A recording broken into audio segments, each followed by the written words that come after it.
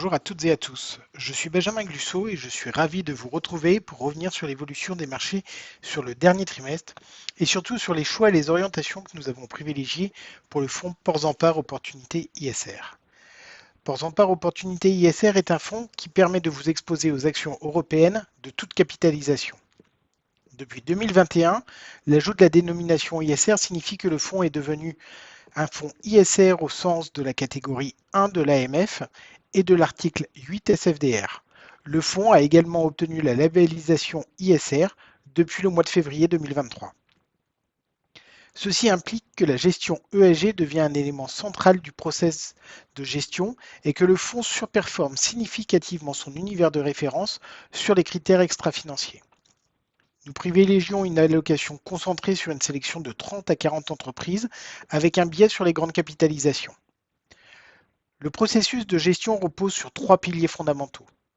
Nous utilisons une approche quantitative basée sur le momentum des cours de bourse et les apports de la finance comportementale. Notre objectif est de mieux appréhender les dynamiques de long terme qui animent les marchés financiers afin d'adapter la structure de nos portefeuilles en fonction de leurs évolutions. En parallèle, nous réalisons une analyse financière et extra-financière des entreprises qui implique des rencontres régulières avec les dirigeants d'entreprise. Les marchés européens ont terminé ce premier trimestre 2023 en forte progression comme en témoigne notre indice de référence, l'Eurostoxx Net Return, en hausse de 11,8%. L'année avait bien été lancée puisque l'Eurostoxx a simplement signé son meilleur mois de janvier depuis sa création en 1992. Les investisseurs ont profité d'un climat particulièrement favorable à ce regain d'optimisme. En effet, les résultats d'entreprise ont été globalement rassurants malgré les incertitudes pesant sur la croissance des pays de l'OCDE.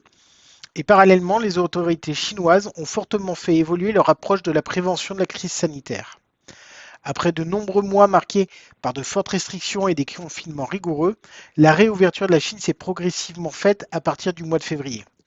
Ce changement majeur constitue un relais de croissance important pour de nombreuses sociétés américaines et européennes. Par ailleurs, si l'inflation continue d'afficher des niveaux élevés, plus de 5% en moyenne sur le trimestre en zone euro, on ne peut que constater une forte décélération de la hausse des prix, notamment en raison d'effets de base élevés. Dans ce contexte, le discours des différentes banques centrales demeure clairement restrictif, mais cela ne constitue plus une surprise. Aux États-Unis, la Fed indique être proche de la fin du cycle de hausse des taux. Ces taux devraient donc probablement demeurer à des niveaux relativement élevés. La situation en Europe n'est pas aussi favorable puisque l'inflation sous-jacente reste supérieure aux objectifs, notamment en raison de la hausse des prix de l'alimentaire, ce qui justifie une approche toujours rigoureuse de la part de la Banque centrale européenne. La seule ombre à ce tableau quasi parfait nous est venue du secteur bancaire. Les fantômes du passé ont ressurgi brutalement avec la fermeture de 3 banques de taille moyenne aux États-Unis en raison d'un manque de liquidité pour faire face aux demandes de retrait des clients. Ces banques, comme l'ensemble des acteurs de petite taille, bénéficiaient de mesures de régulation allégées depuis la signature d'un décret par M. Trump en 2018 et ont été victimes de la rapide remontée des taux ces derniers mois. Malgré le durcissement réglementaire que l'Europe a connu ces 15 dernières années, il n'en fallait pas plus pour voir les scénarios catastrophes réapparaître. Comme souvent, le plus mauvais élève de la classe a été rapidement pointé du doigt. Au vu de ces difficultés structurelles et la réorganisation en cours, le rachat du Crédit Suisse par UBS a été décidé en un week-end par la Banque nationale de Suisse afin de tenter de rassurer et de restaurer la confiance. Si cet épisode de forte volatilité sur les marchés financiers a rapidement été oublié, notamment en raison de l'intervention décisive des banques centrales, il conviendra de demeurer vigilant quant à une éventuelle réplique dans les prochains mois.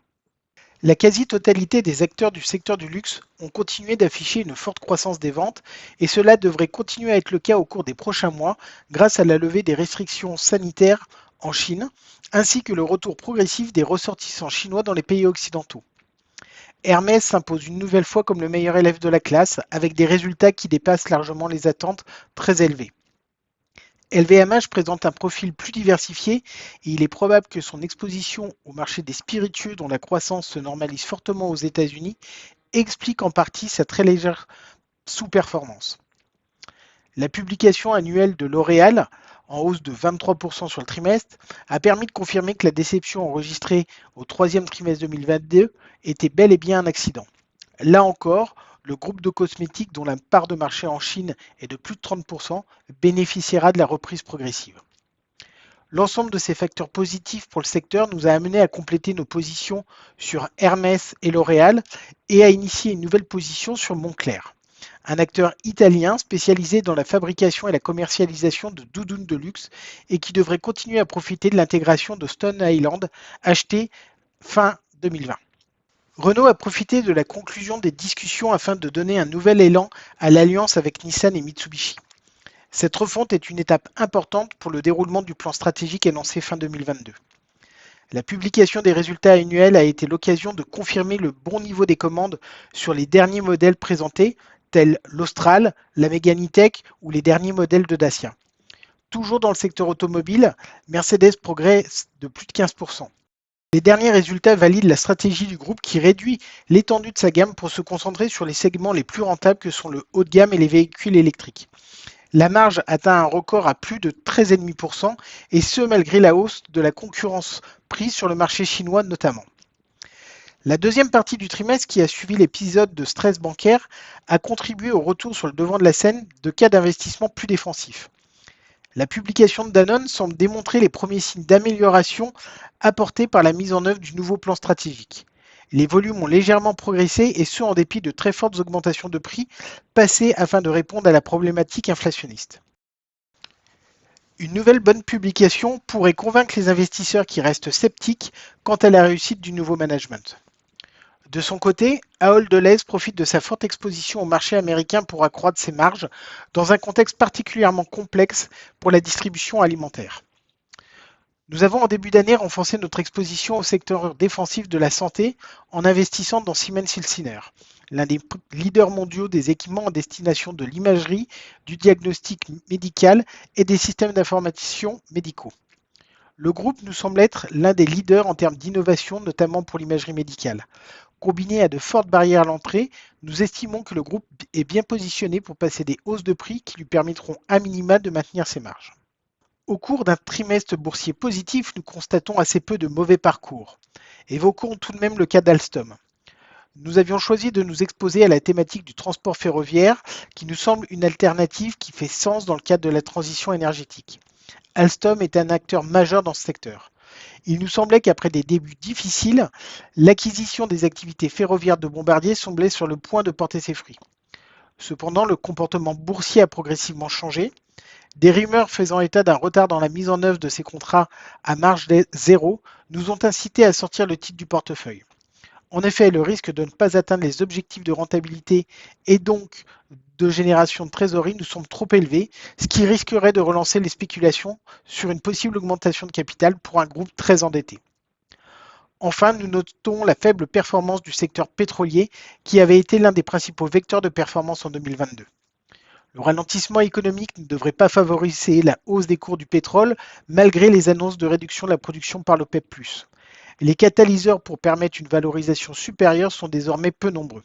Dans ces conditions, nous avons choisi de vendre Eni, dont le plan stratégique dévoilé au cours du trimestre nous a paru peu séduisant quant à la croissance des capacités de production, alors que les dépenses d'investissement seront nettement plus élevées qu'anticipées. De la même manière, nous avons choisi de vendre Nexans. Les objectifs de croissance dévoilés au cours de la publication annuelle nous semblent trop prudents au vu de la revalorisation du titre et trop fortement dépendants d'une absence de dégradation des perspectives de croissance mondiale. Dans les pays occidentaux, les données macroéconomiques incitent les intervenants à anticiper une récession qui à ce stade devrait être de faible ampleur et de courte durée.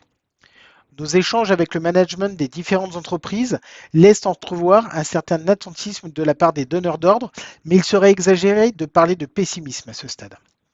Ce manque de visibilité est un environnement qui favorise peu la prise de risque et les paris marqués. On peut noter d'ailleurs que la hausse des principaux indices, notamment européens, est tirée par les gros points indiciels. LVMH en France, SAP en Allemagne, ASML aux Pays-Bas. Et ce, alors que les petites et moyennes capitalisations souffrent de la faiblesse des flux, malgré des résultats et des valorisations qui nous semblent attractifs. Par conséquent, nous assumons notre positionnement relativement équilibré et nos très faibles paris. Nous continuons de privilégier les leaders sectoriels avec de fortes barrières à l'entrée et des niveaux d'endettement que nous jugeons raisonnables. Ces profils de société nous semblent disposer d'une flexibilité accrue qui sera nécessaire pour naviguer dans cet environnement de marché incertain. Ce podcast réalisé par Ports Par Gestion est à destination d'une clientèle professionnelle. Il a été enregistré uniquement à titre d'information et ne constitue donc pas une incitation à investir ni un document contractuel. Les opinions émises dans ce podcast reflètent un jugement au jour de son enregistrement et sont donc susceptibles d'être modifiées à tout moment sans préavis. Les données chiffrées utilisées par Ports Par Gestion proviennent de sources qu'elle estime fiables. Toutefois, Ports Par Gestion ne saurait être tenu responsable de toute décision prise ou non sur la base d'une information contenue dans ce document, ni de l'utilisation qui pourrait en être faite par un tiers. Pour plus d'informations, connectez-vous sur www.portsenpargestion.fr. Merci